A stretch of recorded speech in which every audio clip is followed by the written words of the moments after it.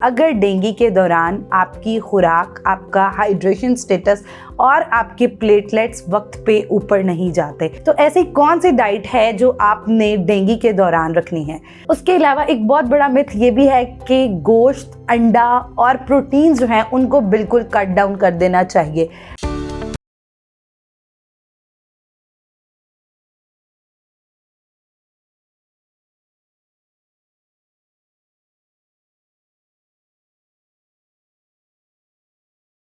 अस्सलामुअलैकुम, it's me doctor Warda Sikandar, consultant nutritionist and dietitian. Fitness planet, जहां हम बात करते हैं रोज़ाना सेहत पे और आपकी सेहत की जिम्मेदारी है हमारी। तो आज जिस टॉपिक पे मैं बात करने जा रही हूँ वो है डेंगू। डेंगू एक जानलेवा मर्ज भी हो सकता है अगर डेंगू के दौरान आपकी खुराक, आपका हाइड्रेशन स्टेटस और आपके प्लेटलेट्स वक्त पे ऊपर नहीं जाते। सबसे पहले डेंगू की बात की जाए तो डेंगू होता किस तरह है। डेंगू जो है वो एक मच्छर के काटने से, जो कि ऑलरेडी वायरल हो, उससे होता है। और अगर सिम्टम्स की बात की जाए, मतली का आना, उसके साथ साथ पेट में ज़रूरत से ज़्यादा दर्द होना, जिस्म में इस तरह दर्द होना कि जैसे कि आपकी हड्डियाँ कट रही हैं। उसके साथ साथ कई बार अगर डेंगू ज़रूरत से बढ़ जाए तो स्टूल और वॉमिटिंग के साथ ब्लड का आना शामिल है। डेंगू जो है, इसमें क्या होता है कि हमारे प्लेटलेट्स जो हैं वो कम हो जाते हैं, उसके साथ साथ हमारा आयरन लोड जो है वो भी अफेक्ट हो जाता है। तो इसमें खुराक जो है वो बहुत ज़्यादा इम्पॉर्टेंट रोल प्ले करती है, क्योंकि अगर डाइट ठीक नहीं होगी तो उसके साथ साथ सांस फूलना, प्लेटलेट्स का ज़रूरत से ज़्यादा नीचे आ जाना और हमारे फेफड़ों के करीब पानी इकट्ठा होने के भी चांसेस हो सकते हैं। तो ऐसी कौन सी डाइट है जो आपने डेंगू के दौरान रखनी है। सबसे पहले the most important thing is that कि आप लोगों ने अपनी हाइड्रेशन स्टेटस का ख़ास ख्याल रखना है। चूँकि कमज़ोरी बहुत ज़्यादा हो जाती है, जैसे जैसे हमारे प्लेटलेट्स नीचे आते जाते हैं उस तरह सांस का चढ़ना, दर्दों का ज़रूरत से ज़्यादा बढ़ना, मसल क्रैम्प्स का होना बहुत ज़्यादा कॉमन है। तो इसके लिए आपने हाइड्रेशन का स्टेटस का ख़ास ख्याल रखना है। लेकिन हाइड्रेशन जो है वो आपने उन सोर्सेज से करनी है जिनके अंदर साथ हमें इलेक्ट्रोलाइट्स भी मिले।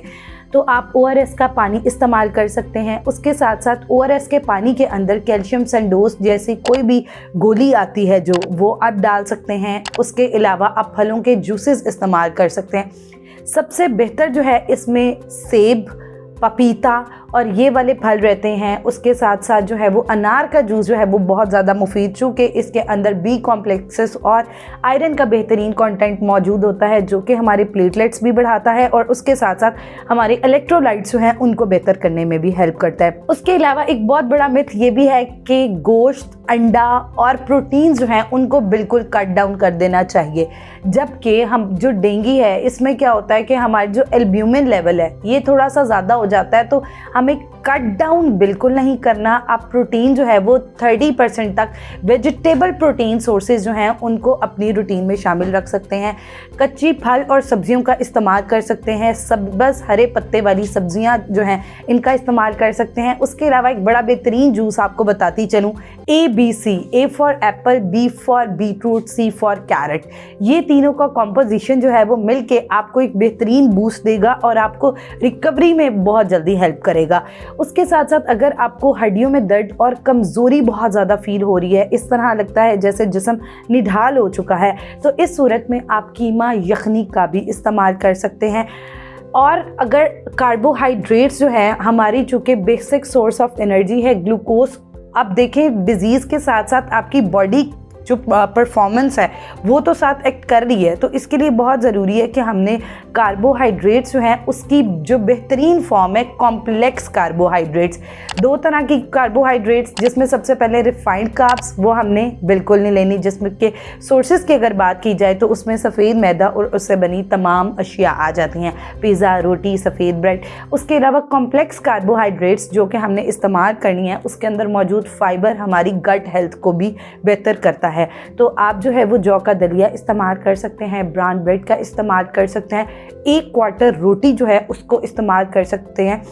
अब मेजर इशू ये आता है कि बहुत सारे पेशेंट्स ही हमें आके ये कंप्लेन करते हैं कि हमारा एपिटाइट बहुत ज़्यादा सप्रेस हो गया। एपिटाइट सप्रेस होने की वजह से बिल्कुल खाने नहीं हो रहा होता और वीकनेस बहुत ज़्यादा हो रही होती है। तो इस सूरत में आपने खाना छोड़ना नहीं, आप ब्लेंड डाइट, लिक्विड डाइट का इस्तेमाल कर सकते हैं जो बिल्कुल नरम ग़िज़ा हो या फिर लिक्विड हो, ताकि आपकी बॉडी जो है वो न्यूट्रिएंट डेफिशिएंट ना हो। जैसे जैसे बॉडी न्यूट्रिएंट डेफिशिएंट होती जाएगी उस तरह आपकी डेंगू की कॉम्प्लिकेशंस भी बढ़ती जाएंगी। आप खजूरों का इस्तेमाल कर सकते हैं, आधा कप दूध का इस्तेमाल कर सकते हैं।